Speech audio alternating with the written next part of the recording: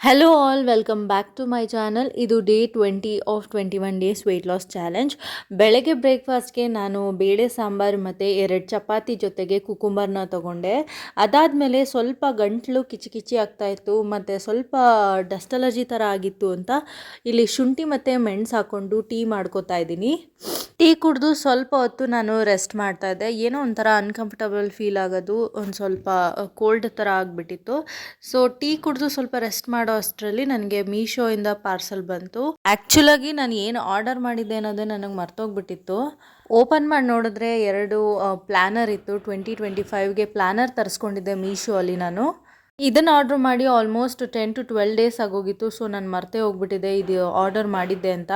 ಇದರದ್ದು ಕ್ವಾಲಿಟಿ ಬಂದು ಎಕ್ಸಲೆಂಟ್ ಆಗಿದೆ, 10 on 10 ಕೊಡ್ಬೋದು. ಒಂದು ಬಂದು ಪ್ಲೇನ್ ಪ್ಲ್ಯಾನರ್ ತೊಗೊಂಡಿದ್ದೆ, ಇನ್ನೊಂದು ಬಂದು ಬುಲೆಟ್ ಜರ್ನಲ್ ಥರ ಬರುತ್ತಲ್ಲ ಆ ರೀತಿದು ಒಂದು ತೊಗೊಂಡಿದ್ದೆ.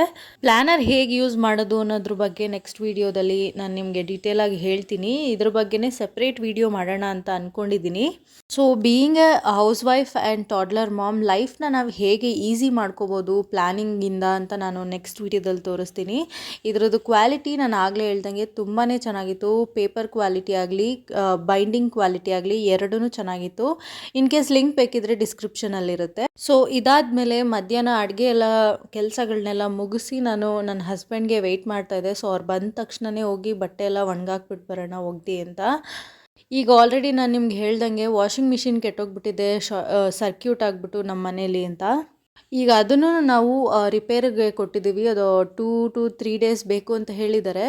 ಬಟ್ ನಾವು ವೀಕೆಂಡಲ್ಲಿ ಇಲ್ಲದೆ ಇರೋ ಕಾರಣ ನಾವು ಟ್ರಿಪ್ಪಿಂದ ಬಂದೇ ನಾವು ಈಸ್ಕೋಬೇಕು ಅಂತ ಪ್ಲ್ಯಾನ್ ಮಾಡ್ಕೊಂಡಿದ್ದೀವಿ. ಸೊ ಬಟ್ಟೆಗಳು ಜಾಸ್ತಿ ಆಗೋಗಿತ್ತು ಅಂತ ನಾನೇ ಕೈಯಲ್ಲೆಲ್ಲ ಒಗ್ದಾಕ್ತೆ. ತುಂಬ ವರ್ಷಗಳಾಗ್ಬಿಟ್ಟಿದೆ ನಾನು ಕೈಯಲ್ಲಿ ಬಟ್ಟೆ ಒಗ್ದಾಕಿ. ಸೊ ತುಂಬಾ ಟಯರ್ಡ್ ಆಗಿಬಿಟ್ಟಿತ್ತು.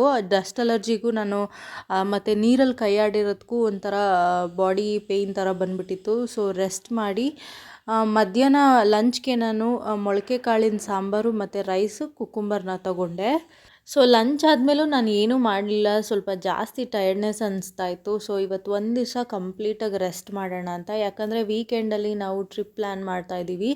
ಈಗ ಹುಷಾರಾದರೆ ನಾವು ಟ್ರಿಪ್ಪಲ್ಲಿ ನಾವು ಸಮಸ್ಯೆ ಇಲ್ಲದೇ ನಾವು ಟ್ರಿಪ್ ಮಾಡ್ಕೊಬರ್ಬೋದು ಅಂತ. ಸೊ ಸಂಜೆ ಕಾಫಿ ಕುಡಿದು ನೈಟ್ ಡಿನ್ನರ್ಗೆ ನಾನು ಅಕ್ಕಿ ರೊಟ್ಟಿ ತೊಗೊಂಡೆ. ಇತ್ತೀಚೆಗೆ ಸ್ವಲ್ಪ ಅಕ್ಕಿ ರೊಟ್ಟಿಗಳ ಮೇಲೆ ನನಗೆ ಫ್ಯಾನ್ ಆಗಿಬಿಟ್ಟಿದ್ದೀನಿ ಅಂತ ಹೇಳ್ಬೋದು.